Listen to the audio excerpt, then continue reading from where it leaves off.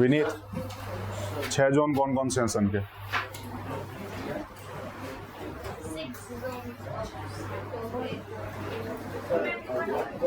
Core,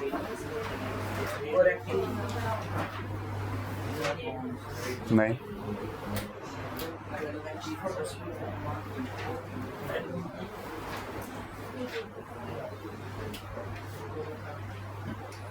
बताओ।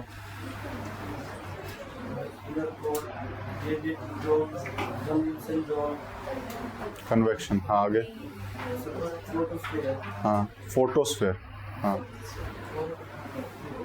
आगे। Chromosphere, हाँ आगे। कोरोना, ठीक है, यही थे 6। ठीक है, चलो बैठ जाओ। आपने क्यों नहीं पढ़ा? रिवाइज नहीं करके आ रहे? हाँ बताओ। 6 के 6 नाम, हाँ। नहीं, कन्वेक्शन जोन। कोरोना सबसे ऊपर है। सीक्वेंस में बताना है।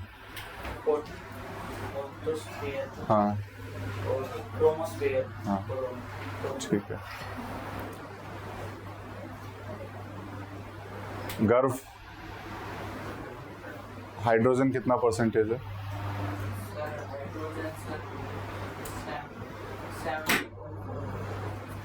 अप्रोक्सीमेटली 70% है बाय मास। ठीक है ना, ठीक है, बैठ जाओ बैठ जाओ बैठ जाओ, रिवीजन करो, पढ़ के नहीं आए हो। ठीक है, इतना मुश्किल था नहीं, सिर्फ 2 ही चीज़ें बताई थी हमने कल कि सन का कंपोजिशन क्या है और सन में जोन कौन से, यही चीज़ें पढ़ी थी हमने, इसके अलावा कुछ पढ़ा भी नहीं था कल, है ना। तो यही 2 चीज़ें नहीं याद हो पा रही आपसे एक दिन में, है ना, थोड़ा उसे पढ़ो। अभी ये पढ़ना है, साइज एंड डिस्टेंस ऑफ सन, ये पढ़ना था ना। ठीक है, तो पढ़ो, किसका नंबर है? पढ़ो। हाँ, size and distance. The sun has a radius of 6,95,508 kilometers. It is a far more massive than Earth and 3,32,946 Earths equal to the mass of the sun. The sun's volume would need 1.3 million Earth to fill it. ठीक है, तो size of the सन यहाँ पर बताया है। अगर हम radius या डायमीटर से अगर हम कंपेयर करें अर्थ को, तो अर्थ से लगभग 108 टाइम्स हमारा सन का जो रेडियस या डायमीटर हो जाएगा। तो अर्थ से कितना है? लगभग 109 है, अप्रोक्सीमेटली 108 और 9 के बीच में है। ठीक है, तो 108 या 109 दोनों ही लिखे जाते हैं। तो अप्रोक्सीमेटली 109 टाइम्स जो डायमीटर है ऑफ द सन, वो अर्थ के लगभग 109 टाइम्स है। ठीक है, साइज के हिसाब से वैसे अगर हम देखें अर्थ को वॉल्यूम में अगर हम फिल करें तो लगभग कितनी अर्थ आ जाएंगी एक सन के अंदर? 1.3 मिलियन, लगभग 13 लाख। 13 लाख अर्थ एक सन के अंदर भर सकती है। तो इतना बड़ा साइज हम कह सकते हैं कि सन का। ठीक है ना, सभी प्लेनेट भी अगर भर दें तो भी मतलब उनको भी कई लाख बार हम भर सकते हैं, सभी प्लेनेट को मिला करके भी। ठीक है ना, तो सन का अपने आप में मास इतना है, और मास के हिसाब से ग्रेविटी ज़्यादा होती है, जितना ज़्यादा मास उतनी ज़्यादा ग्रेविटी। ठीक है, इसीलिए सन के चारों तरफ सब बंधे हुए हैं, कोई उसके ऑर्बिट से बाहर नहीं निकल पा रहा। ठीक है, तो सन का मास कितना है वो साइज बेसिकली यहाँ पर बताया गया है। और इसमें सबसे पहले radius is approximately 7 lakh kilometres, radius is approximately 7 lakh kilometres. ठीक है, और अर्थ का रेडियस 6400 के आसपास है, 6400 के आसपास है अर्थ का रेडियस। तो अप्रोक्सीमेटली बहुत ज़्यादा, उससे अगर हम देखें तो 108-109 टाइम्स हमारा डायमीटर मिलेगा इसका। ठीक है, देन उसके बाद it is far more massive than the Earth and approximately कितने अर्थ चाहिए? 3 लाख। 3 लाख अर्थ के बराबर मास है सन का। अगर हम मास के हिसाब से कंपेयर करें तो कितनी अर्थ चाहिए हमें? 3 लाख अर्थ चाहिए अगर हमें मास के हिसाब से कंपेयर करना। वॉल्यूम के हिसाब से कंपेयर करना हो तो we need approximately 13 lakh Earth. हम पूरे अर्थ को कवर करना है, उसके लिए we need approximately 13 lakh Earth. ठीक है, तो this is the comparison of sun and Earth. तो उससे हम अंदाजा लगा रहे हैं कि कितना बड़ा सन का साइज होगा। ठीक है, क्लियर है? और अभी पढ़ेंगे हम आगे कि 99% mass of the solar system अकेले सन ने लिया हुआ, 99.8। तो more than 99% of the mass जो हमारे पूरे सोलर सिस्टम का है वो सन के पास है। ठीक है, तो बहुत मैसिव साइज सन है। ठीक है, और इसको भी हम क्या बोल रहे हैं? Dwarf star. इसको भी हम क्या बोल रहे हैं? Dwarf star. कि ये तो छोटा सा स्टार है ना। तो कितने बड़े बड़े स्टार होंगे। अभी रिसेंटली शायद कल और परसों ही कोई न्यूज़ आ रही थी कि एक बहुत बड़ा मैसिव स्टार मिला है जो पूरी गैलेक्सी के आसपास तक भी आ जाए। ठीक है ना, ऐसा कोई स्टार कुछ मिला है, इस टाइप की कुछ न्यूज़ थी। ठीक है, वो न्यूज़ फ्लैश में जो आता रहता है, पता नहीं सच होती है झूठ होती है क्या होती है वो तो भगवान जाने, लेकिन इस टाइप की न्यूज़ देखी थी। ठीक है, तो ऑर्बिट एंड रोटेशन पढ़ो आगे। क्या इसने पढ़ा था? पढ़ लो। Orbit and rotation. The Milky Way has 4 main spiral arms: the Norma, the Cygnus arm, Sagittarius, Scutum, Syrinx, and Perseus. The Sun is located in the minor arm, the Sagittarius arm. From there, the Sun orbits the center of the Milky Way galaxy, bringing the planets, asteroids, comets, and other objects along with it. Our solar system is moving with an average velocity of 8,28,000 kilometers per hour. It takes about 230 million years to take one complete orbit around the Milky Way. बस इतना ही पढ़ोगे। ठीक है, अभी milky वे में हमारे solar system की location क्या है और हम क्या, और मिल्की वे में सोलर सिस्टम की स्पीड से हमारे जो बल्ज है हमारे गैलेक्सी का, उसके अराउंड की स्पीड से रोटेशन कर रहा है, रिवॉल्यूशन बेसिकली। ठीक है, तो वो यहाँ पर हमें पता लग जाएगा कि कितनी स्पीड से यहाँ पर चल रहे हैं, किस आर्म में हम हैं बेसिकली। तो आर्म कौन सी पढ़ी थी हमने? Orion arm. Orion arm that is, हाँ नॉर्मा एंड सिग्नस आर्म एक ही है। हाँ, ये एक है नॉर्मा एंड सिग्नस, ये एक है। ठीक है, ये एक आर्म है। तो इसमें 4 मेन हमारी स्पाइरल आर्म्स हैं जो हमारे गैलेक्सी की हैं। First is Norma and Cygnus, second is Sagittarius, third is Scutum Crux, और लास्ट इज परसियस। जो हमारा ओरियन है वो कहां पर है? दोनों के बीच में, हमारे सैजिटेरियस और परसियस के बीच में। और इसी को हम बेसिकली स्पर बोलते हैं। उसको हम, जो हमारी आर्म है उसको हम आर्म ना बोल करके स्पर बोलते हैं, ओरियन स्पर। ठीक है, तो है वो minor arm of the Sagittarius, लेकिन हम कभी भी अगर हम सर्च भी करेंगे तो विल फाइंड कि हमारा गैलेक्सी में जो पोजीशन है सोलर सिस्टम की, that is in the Orion arm. यहाँ पर उसको हम सैजिटेरियस में लिख रहे हैं। यहाँ हम किस में लिख रहे हैं? सैजिटेरियस में। This sun is located in the minor arm, this Sagittarius arm. ठीक है, लेकिन actually it is in Orion arm. ठीक है, तो यहाँ पर अगर काट के करना चाहें तो कर सकते हैं। ये बेसिकली मेन आर्म्स की बात कर रहा, तो मेन आर्म इज सैजिटेरियस, उसी के एक साइड से आर्म निकली हुई है ओरियन, तो उसके अंदर we have our galaxy Milky Way. ठीक है, from there the sun orbits the centre of the Milky Way galaxy, और वहीं से सन जो है ऑर्बिट कर रहा है। अकेला सन नहीं, अब उसके साथ साथ अपने प्लेनेट को लेके भी घूमता रहता है। ठीक है ना, तो पूरा सोलर सिस्टम अपने ओरियन आर्म में रह करके गैलेक्सी वे के सेंटर को रोटेट इस तरीके से रिवॉल्व कर रहा है, bringing the planets, asteroid, comets and other objects along with it. मतलब साथ में सभी चीजों को लेकर के, अकेला सन तो कहाँ जाएगा घूमने, पूरे सिस्टम को लेकर साथ चल रहा है। ठीक है, तो सोलर सिस्टम पूरा घूम रहा है ओरियन आर्म में। Our solar system is moving with the average velocity of approximately 8 lakh kilometers per hour. Approximately 8 lakhs kilometre per hour. इस स्पीड से हमारा रिवॉल्यूशन की जो स्पीड है हमारे गैलेक्सी के सेंटर से जो सोलर सिस्टम मूव कर रहा है, जैसे सन के अराउंड हमारे प्लैनेट्स मूव कर रहे हैं, वैसे ही गैलेक्सी के अराउंड ही, गैलेक्सी के सेंटर के अराउंड पूरी आर्म्स जो है इस तरीके से मूव करती रहती है। तो वहीं पर सोलर सिस्टम की जो मूविंग स्पीड है that is approximately 8 lakh kilometers per hour. It takes about 230 million years to complete one orbit around the Milky Way. एक पूरा रिवॉल्यूशन करने के लिए हमारे सोलर सिस्टम को कितने साल लगते हैं? Approximately 230 million years.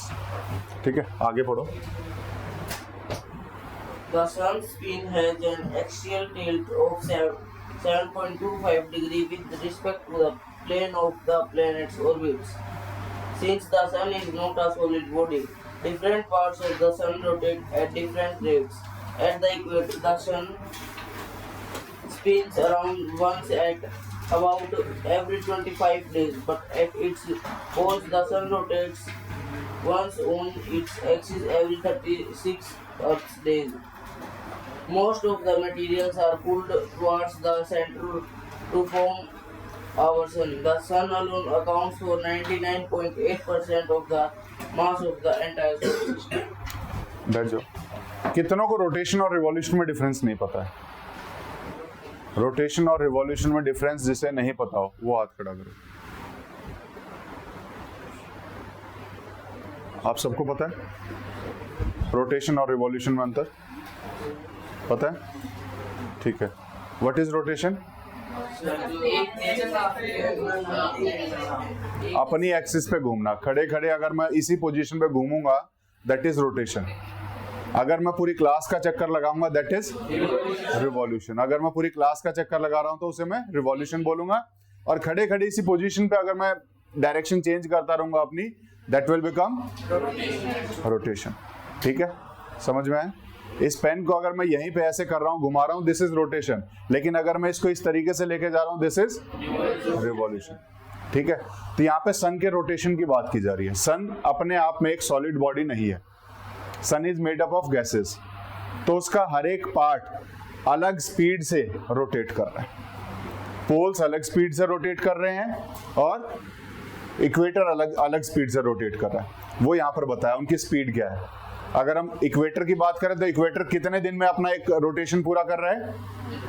इक्वेटर या centre period that is approximately 25 days. वहीं पोल एरियाज को अगर हम देखें सन के, तो पोल एरियाज कितने दिन में कर रहे हैं? 36 days they are taking to complete one rotation. ठीक है, तो एक हमने ये भी पढ़ा कि sun is not a solid body. तो क्या है वो? मेड अप ऑफ गैसेस है। उसका हर पार्ट अपनी स्पीड से चल रहा है। हर एक पार्ट अपनी अलग अलग स्पीड से चल रहा है। ठीक है, हर एक की अपनी रोटेशनल स्पीड अलग होगी। इक्वेटर की अलग होगी, पोल्स की अलग होगी। वो चीजें यहाँ पर बताई गई। तो the sun spin has an axial tilt of 7.25 degree. What is axial tilt?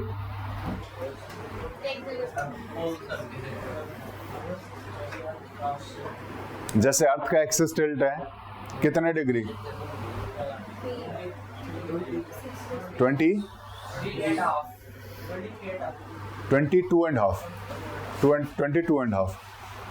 अर्थ का जो अपने एक्सिस पे टिल्ट है वो कितना है? 22.5। ऐसे ही सन का एक्सिस भी थोड़ा सा टिल्ट है। सन बिल्कुल ऐसे सीधा ना होकर के कैसे है? थोड़ा सा टेढ़ा है। ऐसे कितना डिग्री बना रहा है? अप्रोक्सीमेटली 7.25 डिग्री ना।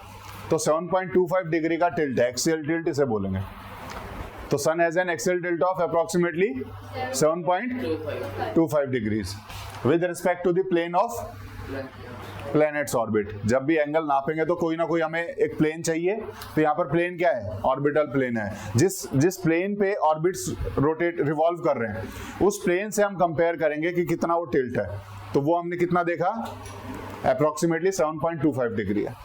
ठीक है, और जब हम ऑर्बिटल प्लेन से अर्थ का एक्सिस, अर्थ का अगर हम टिल्ट देखेंगे तब कितना आता है? अर्थ के प्लेन से, अर्थ के ऑर्बिटल प्लेन से अर्थ का टिल्ट इज 66.5 डिग्री। 66.5 डिग्री। ठीक है, लेकिन अपनी ही एक्सिस पे कितना वो टिल्ट है? That is 22.5 degree. कौन से वाला? ऑर्बिट वाला बताओ। दिस इज अ डिस्क जहां पर प्लैनेट्स रिवॉल्व कर रहे हैं, ठीक है। अब सन बीच में है, सन का जो एंगल नापना है वो हमें इस प्लेन के हिसाब से नापना है जिस प्लेन पे वो रोटेट कर रहे हैं, जिस प्लेन पे वो रिवॉल्व कर रहे हैं। तो उसने एक प्लेन बनाया, अभी सन यहाँ पर है तो सन कितने एंगल से टिल्टेड है वो एंगल हमें नापना है। तो वो एंगल हम यहाँ से नापेंगे, यहाँ से सीधा है तो कितना टिल्ट हुआ, वो टिल्ट कितना है, दैट इज 7.25 डिग्री। क्लियर है, ठीक है। अर्थ का 66.5 डिग्री, लेकिन अगर हम उसी के एक्सिस से टिल्ट नापेंगे दैट विल बी 22.5, लेकिन अगर हम उसके ऑर्बिटल प्लेन से नापेंगे दैट विल बिकम 66.5। ठीक है, जब अर्थ आएगा तब पढ़ लेंगे, अभी टेंशन मत लो, वो आएगा।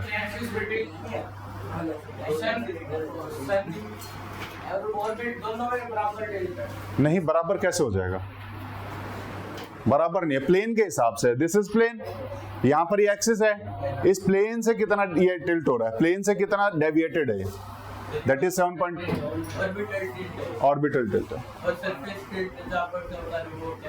जब अर्थ आएगा तब उसको कर लेंगे, यहाँ कंफ्यूज नहीं करता। सन का एक्सिस पे नहीं है, सन का ऑर्बिटल प्लेन पे है, ऑर्बिटल प्लेन के हिसाब से टिल्ट इज 7.25 डिग्री, एक्सिस पे नहीं, एक्सियल टिल्ट नहीं, ठीक है। जब अर्थ आएगा तब उसको अच्छे से करेंगे, तब ये समझ में भी आ जाएगा। अभी सिर्फ ये याद रखो कि अर्थ सन का जो टिल्ट है दैट इज 7.25 डिग्री, जैसे अर्थ का टिल्ट है 22.5 डिग्री, बस इतना याद रखो, ठीक है। हाँ, since the sun is not a solid body, sun is not a different part of sun rotated different axis, different rates, तो अलग अलग पार्ट्स जो है अलग अलग रेट पे अलग अलग स्पीड से रोटेट कर रहे हैं, ठीक है। सब अलग अलग है, सब गैसेस के फॉर्म में अलग अलग है, कनेक्टेड नहीं है आपस में। तो यहाँ पर at the equator the sun spins around once every 25 days, तो 25 डेज में एक रोटेशन पूरा हो जाता है एट द इक्वेटर, और वहीं पर at its pole sun rotates once on its axis around 36 Earth days, और अगर हम वहीं पोल्स पे देखें तो रोटेशन कंप्लीट हो रहा है एट 36 डेज, ठीक है। तो दोनों का, जैसे अर्थ का अगर हम देखेंगे तो हमारा जो रोटेशन पीरियड है वो सेम है, चाहे इक्वेटर पे हो चाहे पोल्स पे हो। क्यों?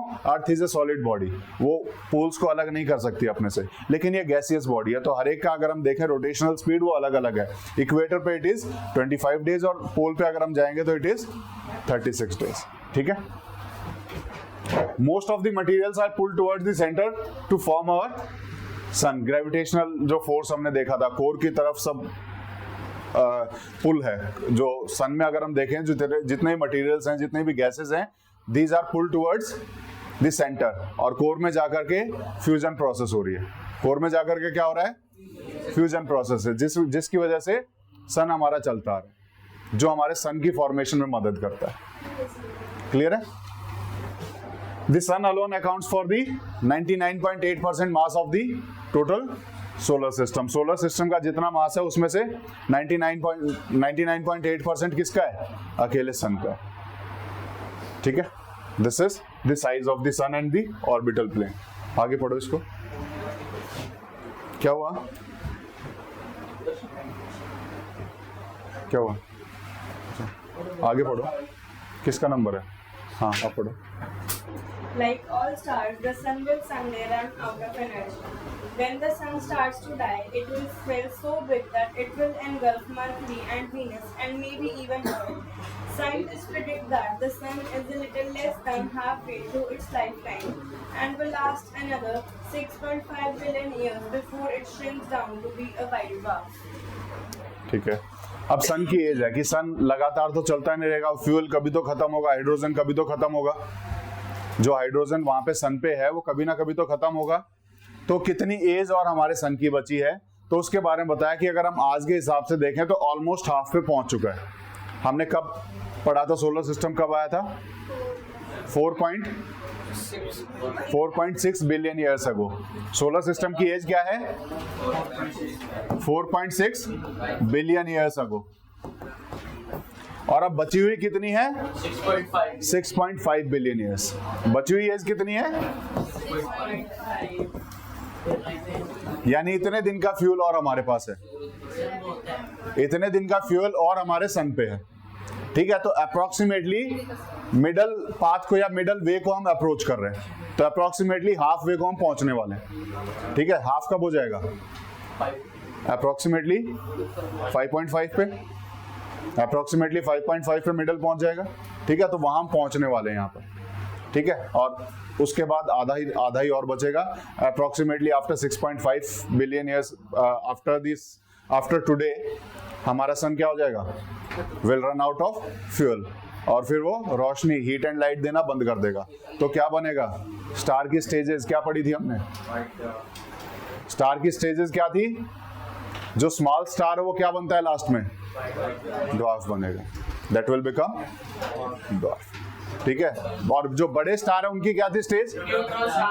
न्यूट्रॉन स्टार और ब्लैक होल। स्टेजेस याद है कुछ?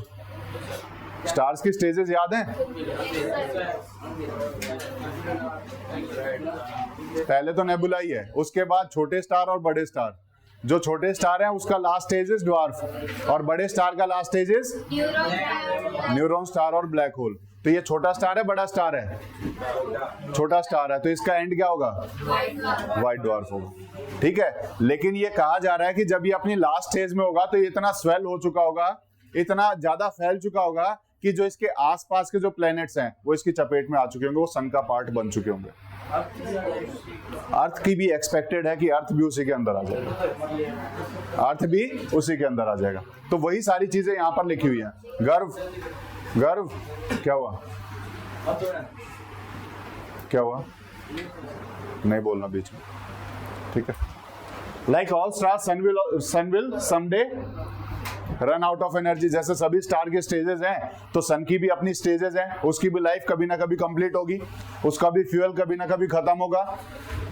When the sun starts to die, और जब अपनी एंड स्टेज पे होगा sun, then it will swell so big, ये इतना बड़ा हो जाएगा, इतना ज्यादा एक्सपेंड हो जाएगा, that it will engulf. Engulf का क्या मीनिंग होता है? निगलना, स्वेलो, एनवेलप जिसे हम कह देते हैं। ठीक है ना, तो पूरा ढक लेगा। किस किस को? The Mercury, the Venus and maybe even Earth. ये इन सारे प्लैनेट्स को अपने अंदर कवर कर लेगा, इतना बड़ा ये अपने एंड टाइम तक हो जाएगा। Scientists predict that the sun is a little less than halfway through its lifetime, और साइंटिस्ट ये प्रेडिक्ट कर रहे हैं कि अप्रोक्सीमेटली हाफ वे तक ये पहुंचने वाला है। जो इसका पूरा लाइफ टाइम है उसका अप्रोक्सीमेटली हाफ वे पहुंचने वाला है, and it will last another 6.5 billion years. तो आज से अगर हम देखें तो अप्रोक्सीमेटली इसकी जो एज बची हुई है that is 6.5 billion years before it shrinks down to be a white dwarf. जब तक ये व्हाइट ड्वार्फ नहीं बनता, व्हाइट ड्वार्फ बनने तक की स्टेज में जो इसकी जो टाइमलाइन बची है दैट इज 6.5 बिलियन ईयर्स। ठीक है, क्लियर है? ये इसका सन के बारे में हमने पढ़ा। Now will start with the planets. ठीक है, तो प्लैनेट्स हम पढ़ेंगे और हर प्लैनेट को अलग अलग पढ़ना है। तो पहले कुछ प्लैनेट्स के बेसिक्स हम पढ़ लेंगे यहाँ पर कि प्लैनेट्स कहते किस हैं। पहले तो ये समझ में आना चाहिए प्लैनेट्स होता क्या है, तभी हम प्लैनेट्स को पढ़ें तो फायदा है। तो वो चीजें यहाँ पर बताई हैं कि व्हाट इज प्लैनेट। ठीक है, पढ़ो आप। The planets. The word planet in Greek means water. Planet is a celestial body which does not have light or heat of its own. A planet should possess the following qualities. It should orbit around the sun. It should not be a satellite of any planet. Due to its own mass and self-gravity, it should get a spherical shape, and any other celestial body should not cross in its orbit. Last वाले पढ़ लो। The planets are The planets are classified in order of their distance from the sun and based on their gravity. बस इतना ही पढ़ो। ठीक है, अभी planets कहेंगे किसे तो उसके बारे में बताया। स्टार्स को हमने पढ़ा, which have their own heat and light, यही पढ़ा था स्टार्स के बारे में, which have their own heat and light. लेकिन प्लैनेट्स की अपनी हीट और लाइट नहीं होती है, प्लैनेट्स की अपनी हीट और लाइट नहीं होगी, तो हम कहेंगे किसे? तो कुछ कैरेक्टरिस्टिक्स हैं, कुछ फीचर्स हैं जिनके आधार पर हम प्लेनेट को डिफाइन कर सकते हैं, और वो क्या क्या हैं वो यहाँ लिखी हैं। First of them is it should orbit around the sun, ये सन के चारों तरफ घूम रहा हो, सन के चारों तरफ रिवॉल्व कर रहा हो। Second, it should not be a satellite of any planet, यानी वो प्लेनेट के चारों तरफ ना घूम रहा हो। तो किसके अराउंड घूमे? सन के अराउंड घूमे, प्लेनेट के चारों तरफ ना घूमे, प्लेनेट की सैटेलाइट ना हो।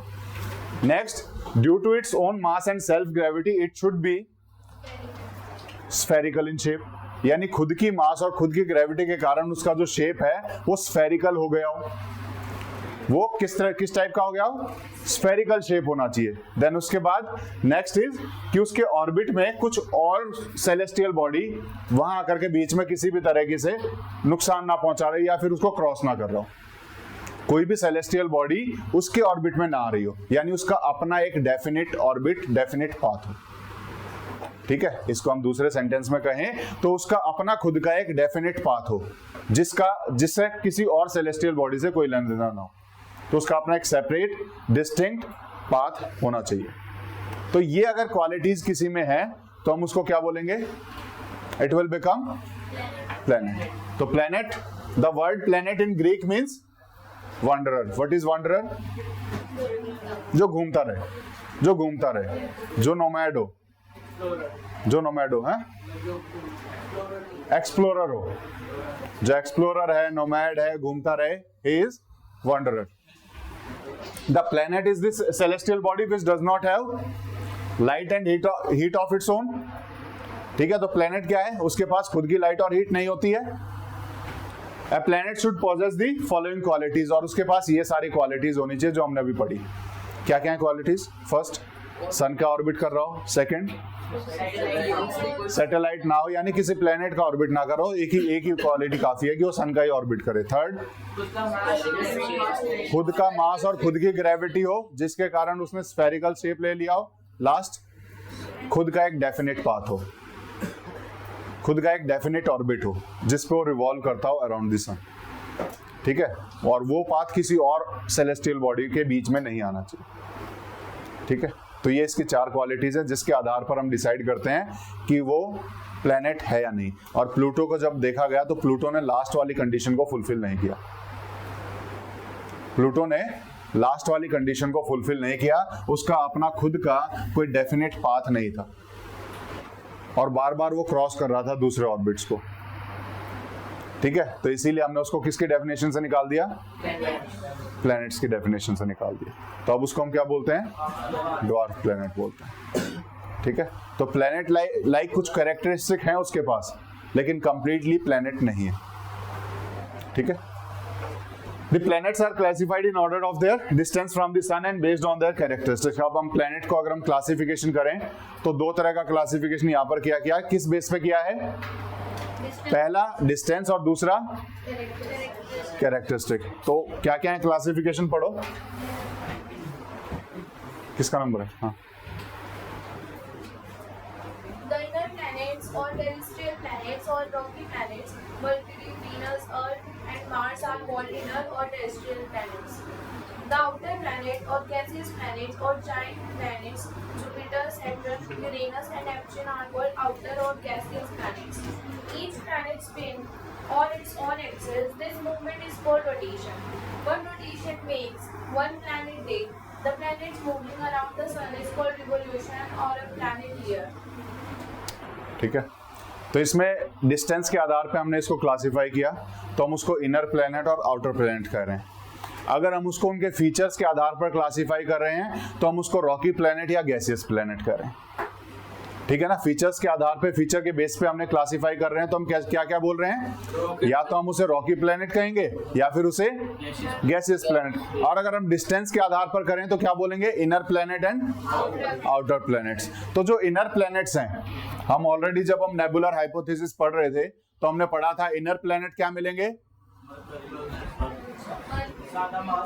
जिनमें मास ज्यादा होगा, टेरेस्ट्रियल होंगे, वो टेरेस्ट्रियल होंगे, वो हैवी होंगे, तो वो क्या होंगे? Inner planet. और जो लाइटर हो जाएंगे, जो गैसियस फॉर्म में होंगे, वो कहाँ जाएंगे? वो बाहर चले जाएंगे। तो इसीलिए जब हम देखेंगे तो हमारे आउटर प्लैनेट जो हैं वो गैसियस प्लैनेट्स हैं, और जो इनर प्लैनेट्स हैं वो क्या हैं? These are terrestrial planets. Terrestrial का मतलब क्या होता है? जहां लैंड हो, belonging to land, that is terrestrial.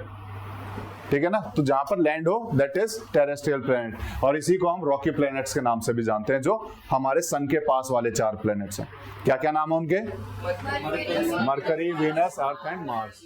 इनको हम इनर प्लैनेट भी बोलते हैं, इनको हम रॉकी प्लैनेट भी बोलते हैं, इनको हम टेरेस्ट्रियल प्लैनेट भी बोलते हैं। वहीं जो बाहर के 4 बचे उन्हें हम क्या बोलेंगे?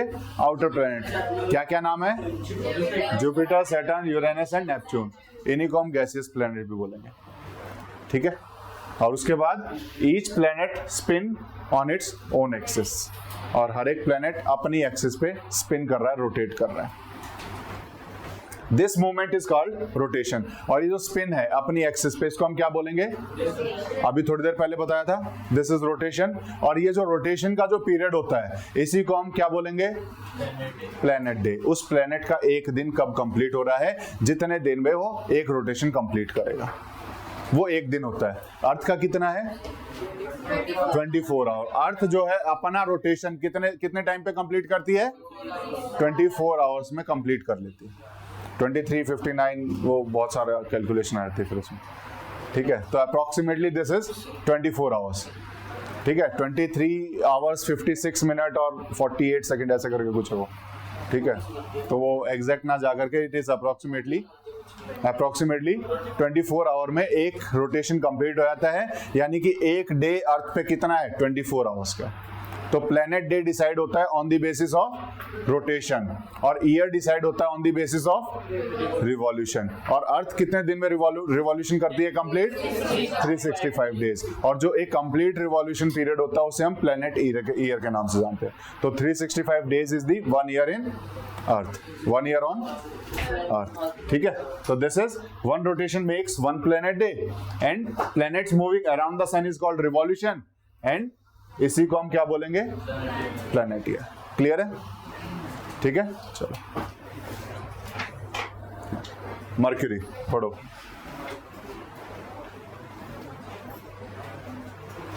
अब मर्क्यूरी से शुरू करेंगे। हाँ, क्या किसका नंबर है?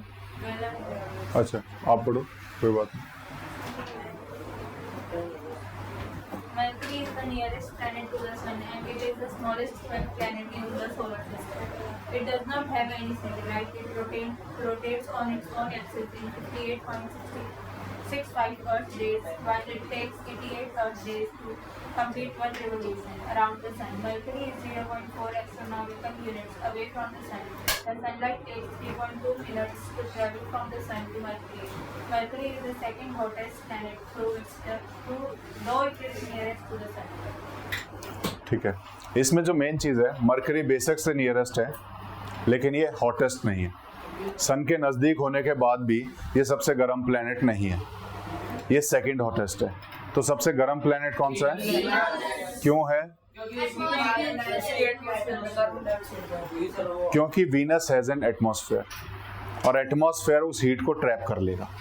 यहाँ पे ट्रैपिंग करने के लिए वो एटमॉस्फेयर अवेलेबल नहीं है जो हीट को ट्रैप कर पाए। इसीलिए ग्रीन हाउस गैस है, कार्बन डाइऑक्साइड हम बोलते हैं, जो हीट को ट्रैप कर लेती है, और वहां पर वो कार्बन डाइऑक्साइड बहुत इनफ क्वांटिटी में अवेलेबल है। ठीक है? तो due to atmosphere Venus heat को ट्रैप कर लेता है और उस हीट को बाहर वापस जाने नहीं देता है, और यहाँ पर वो एटमॉस्फेयर अवेलेबल नहीं है जो उस हीट को ट्रैप कर पाए। तो जो हीट आती है वो एज इट इज निकल जाती है, वो एज इट इज फिर से आउट हो जाती है। तो इसीलिए यहाँ पर टेम्परेचर उतना हाई नहीं हो पाता है। इसीलिए वीनस पे इतना हाई टेम्परेचर रहता है, क्योंकि जो हीट आई है वो कंप्लीटली वापस नहीं जा पाती है, वहीं पे ट्रैप होकर के उस प्लेनेट को और ज्यादा गर्म कर देती है, और ज्यादा हॉट कर देती है। ठीक है? तो इसीलिए this is the reason Venus is the hottest planet and Mercury is not, though it is nearest to the sun. Sun के नजदीक होने के बावजूद it is not the hottest planet. तो मरकरी के बारे में अगर हम पढ़ें तो Mercury is the nearest planet to the sun and it is the smallest also. Mercury is the smallest also, smallest और सबसे नियरेस्ट इज मरकरी।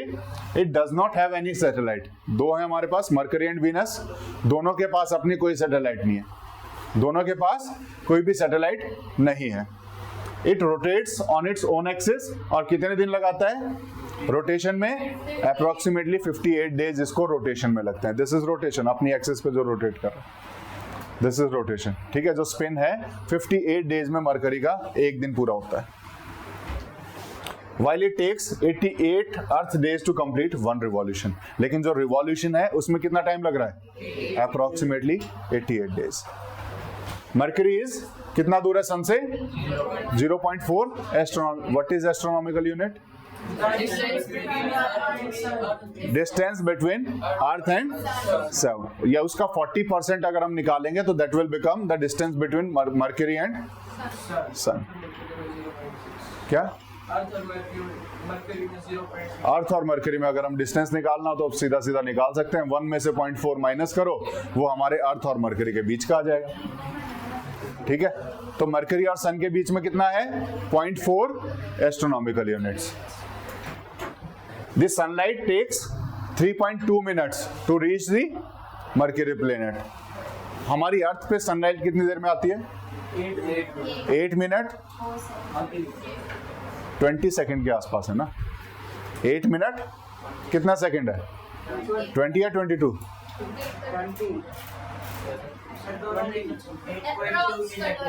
अप्रोक्स, ठीक है, 8 मिनट 20 सेकंड्स के आसपास है, जितनी देर में अर्थ पे सनलाइट पहुंचती है। लेकिन मरकरी पे कितनी देर में पहुंच रही है? 3.2 मिनट्स में। ठीक है, Mercury is the second hottest planet though it is nearest to the Earth, और रीजन यहां पर दिया हुआ है, रीजन यहां पर दिया हुआ है, due to the presence of atmosphere in the Venus. ठीक है, तो वीनस हम कल करेंगे।